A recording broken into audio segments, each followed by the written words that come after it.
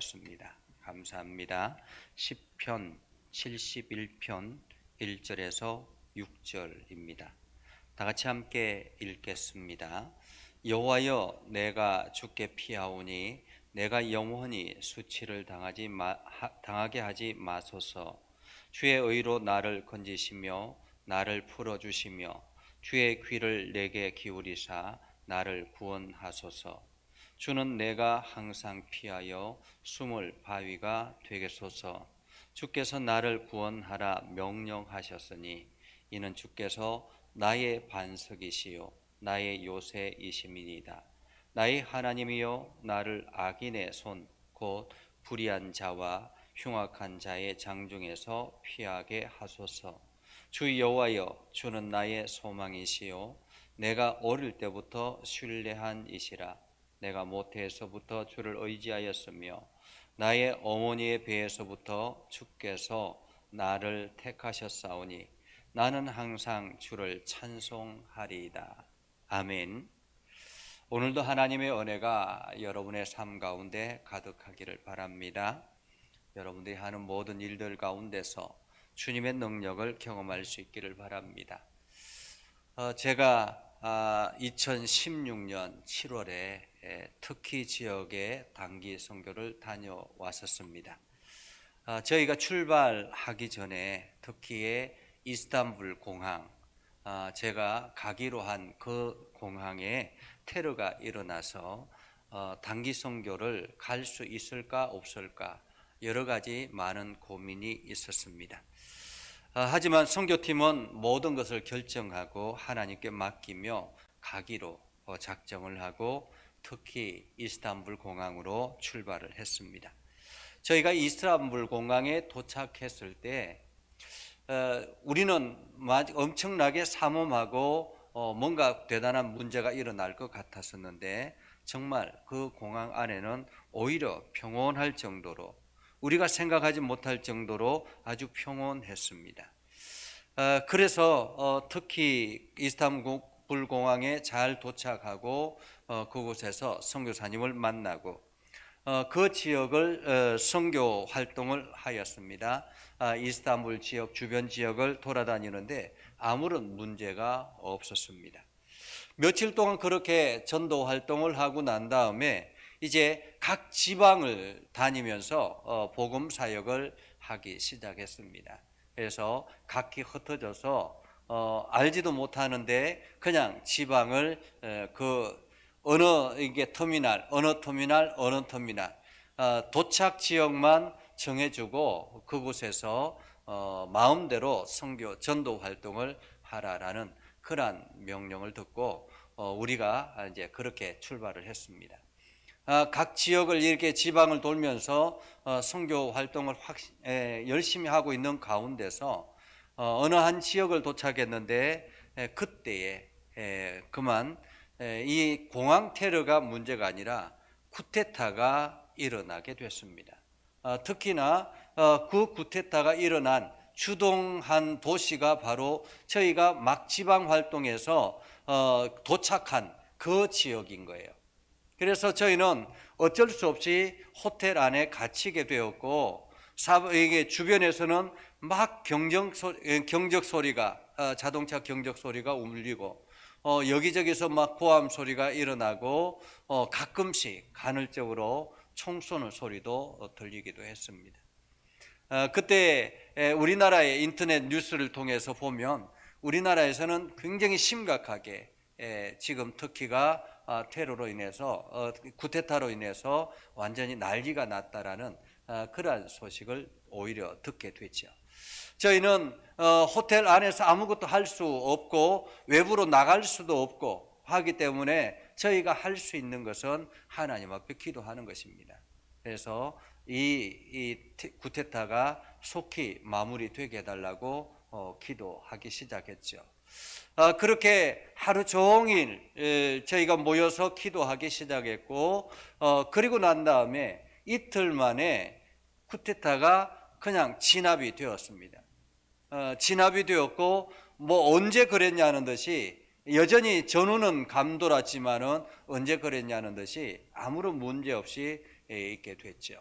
그래서 저희는 차량으로 이동을 하고 주변을 돌아보기도 하고, 이게 밖에 나가는 것은 관광지 이외에는 다니지 못할 정도로 긴장하는 그러한 상태였습니다.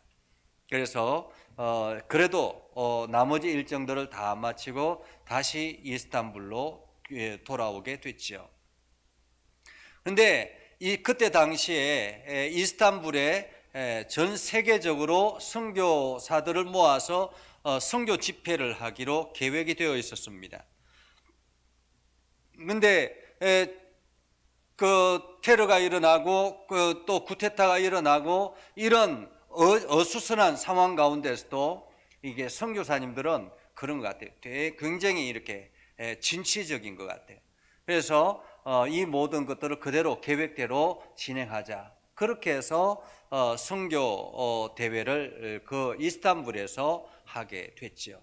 그런데 신기한 것은 정말로 가장 안전하게, 세상 사람들은 엄청나게 위험하다라고 이야기하는데 그 선교 대회를 하는 그 장소에는 너무 평온했습니다.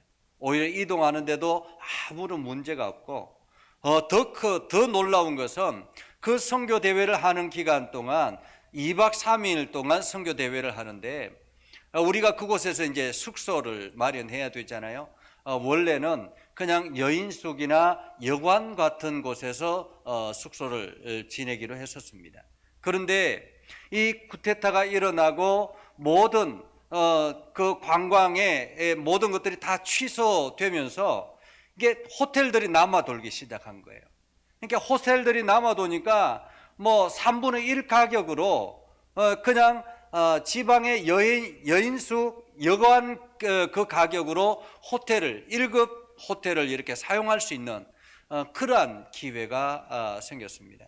그래서 아주 저렴하게 그 아주 좋은 호텔에서 숙소를 정하면서 그곳에서 선교 대회를 잘 마치고 그리고 난 다음에 돌아왔던 그러한 기억이 있습니다.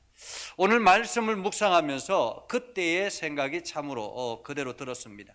하나님께서 품어주시는 그 품이 얼마나 안전한가라는 것을 생각하게 됐지요. 여러분, 아덴만 여명작전이라고 들어보셨습니까? 2011년 1월에 대한민국 해군 청해부대가 소말리아 인근의 아덴만 해상에서 해적에게 피랍됐던 사모 주홀리오를 구출하는 작전이 바로 아덴만 여명 작전이었습니다. 소말리아에서는 곳곳에서 극심한 내전으로 인해서 곳곳에 그냥 해적이고 여러 가지 막 혼란스러운 그러한 상황이었습니다.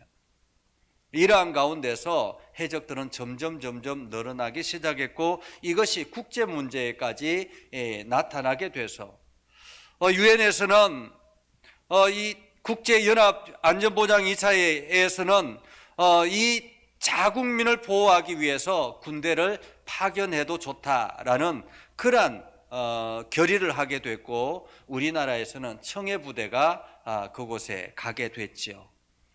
그때에 사모 주홀리오가 피납되는 소식을 듣고 그리고 난 다음에 그 피납됐다라는 소식을 듣자마자 청해부대가 그 피납 장소로 이동을 합니다. 사모 주홀리오에서는 그때 당시 한국인이 8명 있었고 인도네시아인 2명 그리고 미얀마인 11명 이렇게 모두 21명이 타고 있었는데 이들이 납치되고 가는 도중에 이제 청해부대와 무슨 소통을 하면서 일부러 속도를 늦추고 기관 고장을 일으키고 뭐 그러면서 서로 협조를 했다고 합니다. 그러면서 이 사모 주홀리오에 타고 있던 선원들은 우리나라 청해부대가 반드시 우리를 구출할 것이다라는 그러한 믿음을 가지고 신뢰를 가지고 끝까지 기다렸다라고 합니다. 결국에는 이 청해부대에서 특수 여단을 투입해 가지고 새벽에 먼저 한 차례 실패를 하고 다시 이제 두 번째 새벽에 아덴만 여명 작전을 펼쳐서 이게 공중에서 헬기로 집중적으로 이게 총을 쏘고, 그리고 가판 위로 이게 특수부대 소속 대원들이 올라가서 그 모든 사람들을 제압했다라는 것입니다. 그러면서 우리가 이 나라 대한민국에 있다라는 것이 얼마나 참 복인가라는 것을 다시 한번 더 느꼈다라는 그러한 이야기를 듣습니다. 어떤 위기 속에서도 아주 안전한 공동체에 있다라는 것은 안심이 되기도 하는 것이죠. 오늘 본문은 누가 언제 무슨 사건으로 기록되었는지 정확하게 알 수는 없습니다. 그러나 대부분 학자들이 70장과 71장, 시편 70장과 71장은 형제장이다, 그렇게 이야기를 합니다. 70장과 71장이 형제장이고 전편 후편으로 본다면은 70장이 다윗의 시예요. 그러니까 71장도 다윗의 시일 가능성이 많다라고 이야기를 합니다. 근데 오늘 이 말씀을 우리가 묵상해 보면 다윗이 언제 기록했는가? 그것은 바로 인생의 후반전, 특별히 이제 마지막 노년의 시대에 압살롬이 반역을 일으키고 다윗이 쫓겨가고 있는 그러한 상황에서 지금 이 시편을 기록했을 것이다라고 이야기를 합니다. 그래서 오늘 시편에 이렇게 고백하죠. 여호와여 내가 주께 피하오니, 여호와여 내가 주께 피하오니 라고 말하는 이것은 주님께 피한다라는 것, 그것은 바로 내가 주님밖에 피할 곳이 없습니다라는 그러한 고백이기도 합니다. 더군다나 자신이 피해 있는 하나님은 반드시 약속을 지키실 뿐만 아니라 공정하게 판단하시는 분이다라는 것을 오늘 시편 기자는 이야기를 하고 있죠. 그렇기 때문에 내가 그분에게 피하면 안전하다라고 생각한 것입니다. 여러분 이렇게 생각해 보시면 오히려 이해가 편할 것 같습니다. 어떤 일이든지 공정하게 판단하는 그러한 재판관이 있습니다. 어떤 어려움이 있어도 어떤 위기가 찾아와도 그 문제를 정확하게 보고 객관적인 시각으로 판결하는 그러한 재판관이 있습니다. 그러면 내가 억울한 누명을 지게 됐습니다. 그래서 억울한 누명을 쓰고 이게 재판을 받게 됐는데 마침 그 판사가, 재판관이 아주 공정하게 어떤 문제든지 치우치지 않냐고 공정하게 판결하는 분이라면 어떻겠습니까? 죄인인 나 같은 경우는, 죄인인 아무런 힘도 없고 능력도 없고 백도 없는 그러한 우리 같은 경우는 그러한 공정한 판결을 하는 그러한 판단의 판사의 그 재판을 받는다라는 것은 얼마나 다행스러운 일인가 생각하지 않겠습니까? 그래서 내 억울함을 저 판사가 분명히 풀어줄 것이다라는 그러한 안심이 되는 것이죠. 오히려 돈에 미혹되고 여기저기 판결을 굳게 하는 사람보다는, 여기저기 권력의 눈치를 보는 그러한 판사보다는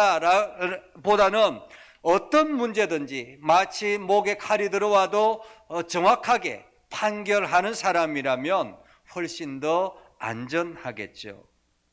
오늘 그러기 때문에 오늘 시편의 기자는 내가 주님께 피하는 것은 주님께서 모든 것을 공정하게 판결하시는 분이다라는 것을 내가 알기 때문에 내가 주님께 피한다라는 것입니다. 주님께 피한다.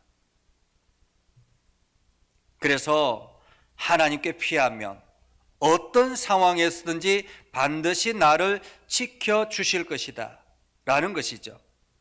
지금 오늘 시편은 이야기합니다. 내가 영원히 수치를 당하게 하지 마십시오 라고 마소서라고 기도하고 있는 것은 지금 잠깐은 오히려 저 사람들을 통해서 내가 어려움을 당하고 있고 여러 가지 환경 때문에 어려움을 당하고 있지만은 하나님께서 나를 구출하셔서 마치 아덴만 여명 작전처럼 나를 구출하셔서 더 이상 영원히 그곳에서 내가 수치를 당하지 않도록 하나님 나를 구원해 주실 것을 내가 믿습니다라는 그러한 고백이지요.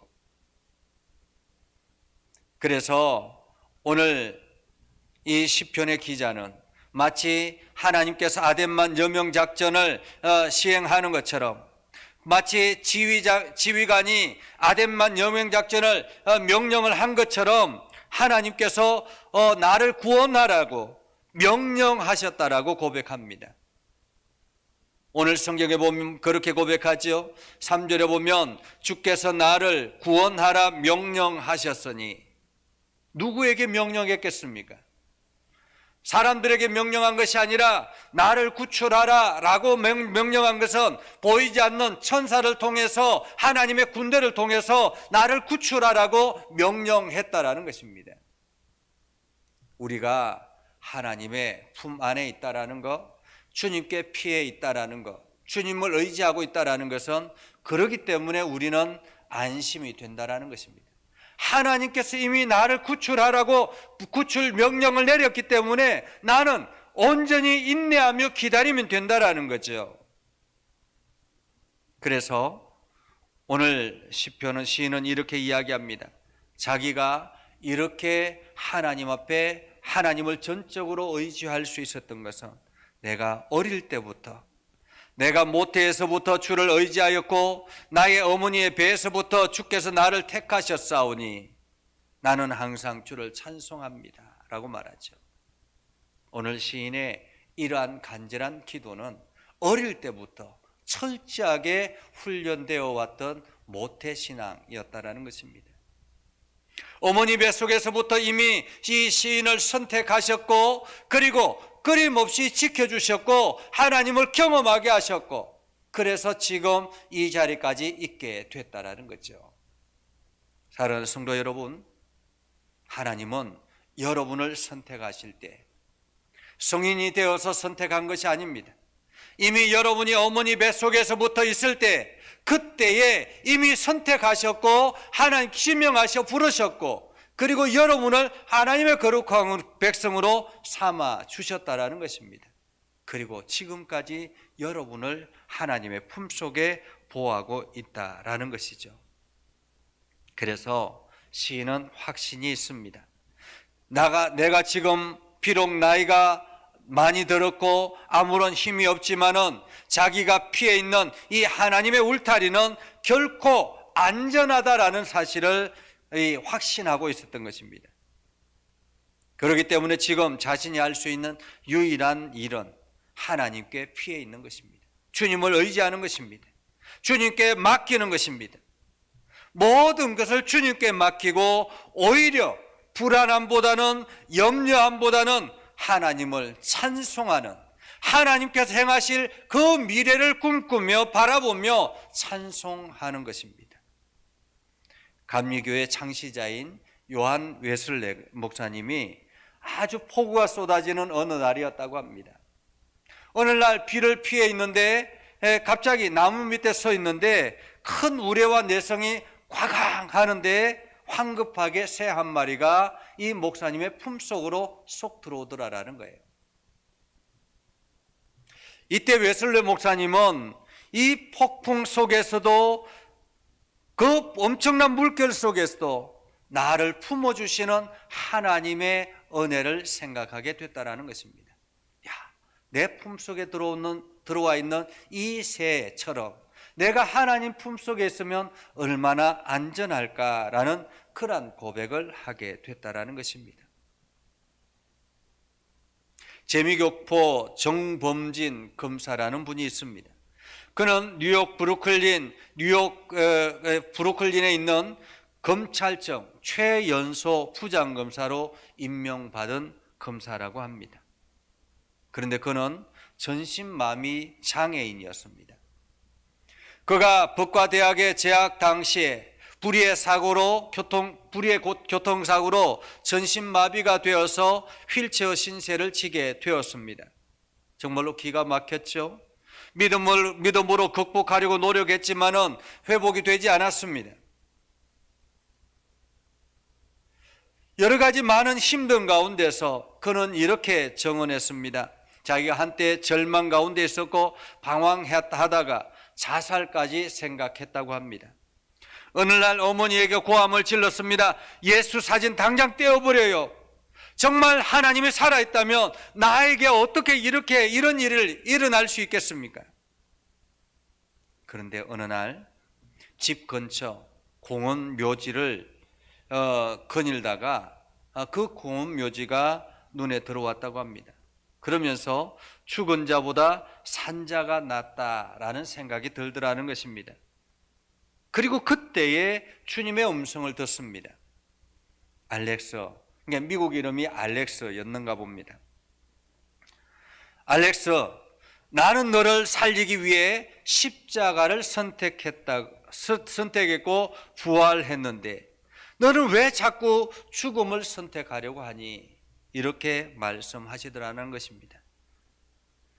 그가 주님을 만나고 또한 자기 곁에 희망을 불어넣어 주시는 주님과 함께 승리하게 되는데 가장 큰 희망은 주님께서 자기와 함께하고 있다는 사실을 알았다라는 것입니다. 함께하고 있다는 사실을.